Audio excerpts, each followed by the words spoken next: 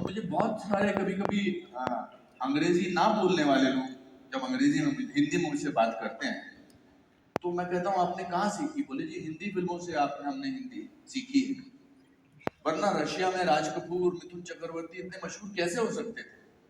आप रशिया के किसी भी इलाके में चले जाइए, वहां पर कहते हैं आप राज कपूर साहब के देश से आए हैं, तो ये हिंदी भाषा का ही प्रभाव है,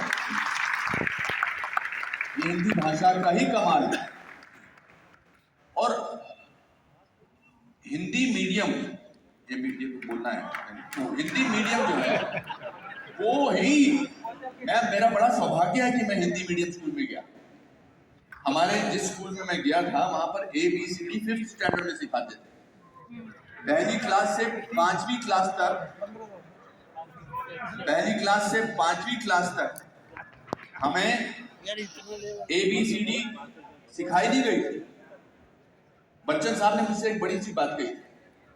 जब मैं बच्चन साहब के पहली बार आखिरी फिर तक फिल्म की शूटिंग में काम कर रहा था तो मैंने उनसे ऐसे कहा कि मेरे पिताजी मुझे इंग्लिश मीडियम स्कूल में नहीं भेज सके। तो उन्होंने कहा आप किस्मत वाले हैं, आपकी जब आप हिंदी बोलते हैं तो लगता है कि आप हिंदी बोलते हैं, इसलिए फिल्मों में जब सारी भाषा आपकी समझ में आती है। तो ये बड़ा मिला जुला काम है। मुझे लगता है हिंदी फिल्मों ने हिंदी भाषा पर उपकार तो मैं नहीं कहूँगा लेकिन एक बहुत प्रभाव डाला है।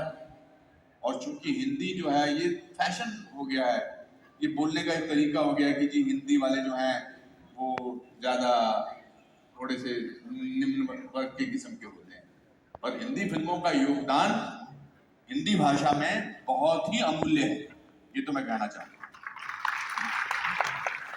मुझे लगता है यहाँ पर जितने श्रोता बैठे हैं वो अनुपम जी की इस बात से सहमत होंगे कि हिंदी फिल्मों ने हिंदी के प्रसार और प्रचार में बहुत बड़ा योगदान दिया है। मैं बीच में आपको रोकना चाहूँगा, सॉरी, माफी चाहता हूँ। 2500 हो गए आज बहुत पैसे बनाने वाले हैं। आपका सीरियल जिस नाम से आप सीरियल को देख देख के तो हमने बहुत सारी हिंदी सीखी है, और जिस अंदाज से बोल रही वो भी कमाल है। पर मैं अनुपम जी आपको एक ऐसी बात बताता हूँ, चूँकि कई साथी उस समय बड़े छोटे रहे होंगे उम्र में। जिस समय चाणक्य धारावाहिक का निर्माण हुआ तो मैं प्रसाद जी को पढ़ता था। मैं हिंदी का विद्यार्थी नहीं रहा, पर मेरे बड़े भाई साहब वो अपनी स्नातकोत्तर जो परीक्षा दे रहे थे, मैं 500 रुपये नहीं हारने वाला हूँ। तो उनका चंद्रगुप्त नाटक था प्रसाद जी का, मैं उसको पढ़ता था।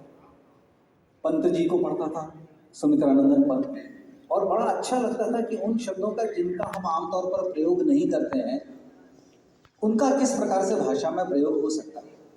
लेकिन चाणक्य के समय एक समाज का वर्ग ऐसा भी था जिसको लगा कि ये पंडितों की भाषा क्यों बोली जा रही है। जब भी हमारी भाषा संस्कृत नष्ट हो जाती है तो समाज के एक हिस्से को ऐसा लगता है कि हम